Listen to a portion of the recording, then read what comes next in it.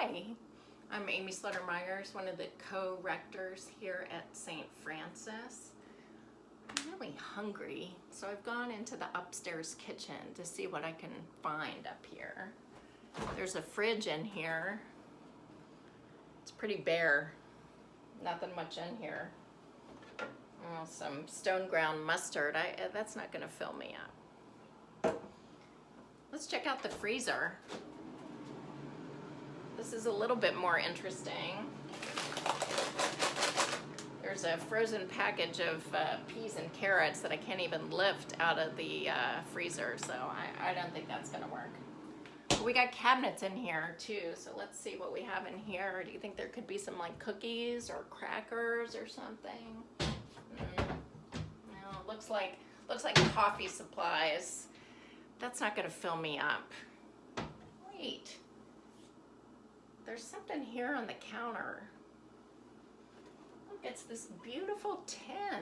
Maybe some of you have seen this tin before. Isn't it pretty?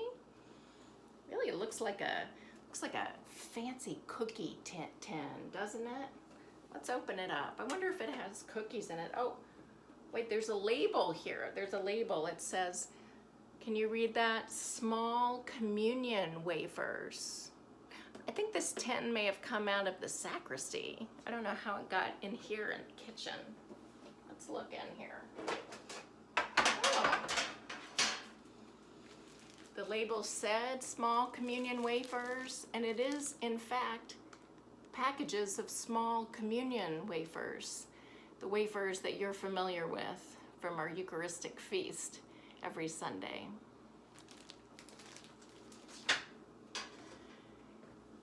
Starting this Sunday and for the next 5 Sundays, we're going to be talking about food. For the gospel lection for each of the 5 Sundays comes from the chapter 6 of the Gospel of John, which is known in its entirety as the Bread of Life discourse. Because we are blessed by having so many different voices in the pulpit here at St. Francis, I can't promise you that every Sunday you'll hear a sermon on John chapter 6. But I wanted to make you aware that for 5 Sundays, we as a community are going to pray through John chapter 6. It starts with this Sunday and the miracle of the bread and fish for all. This is a familiar story. You know the story. I have here the story from the Message version of the Gospel of John.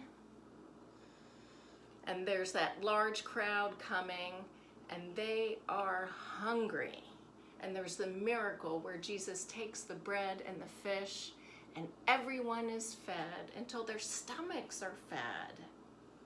And then later, Jesus said, both to the crowd and to the disciples around him, "You've come looking for me, not because you saw God in my actions, but because I fed you, filled your stomachs, and for free."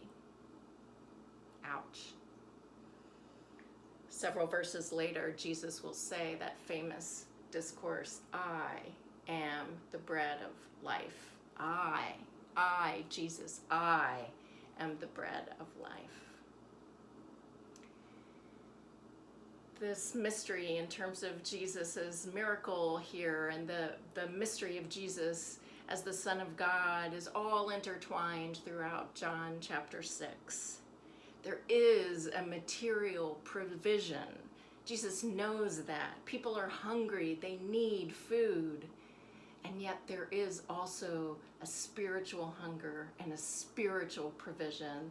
Jesus is hungry. Jesus knows we are hungry for that, and Jesus provides himself to all of us in ways that, though maybe don't satisfy our physical hunger, satisfy our spiritual hunger. I'd like to invite you for these 5 weeks to reflect on your material hunger and your spiritual hunger. What does it mean for you to have food needs met by Jesus in the bread and the fish, and to have soul needs met by Jesus in the Eucharist. Please share whatever you discover in your prayer life. God's peace.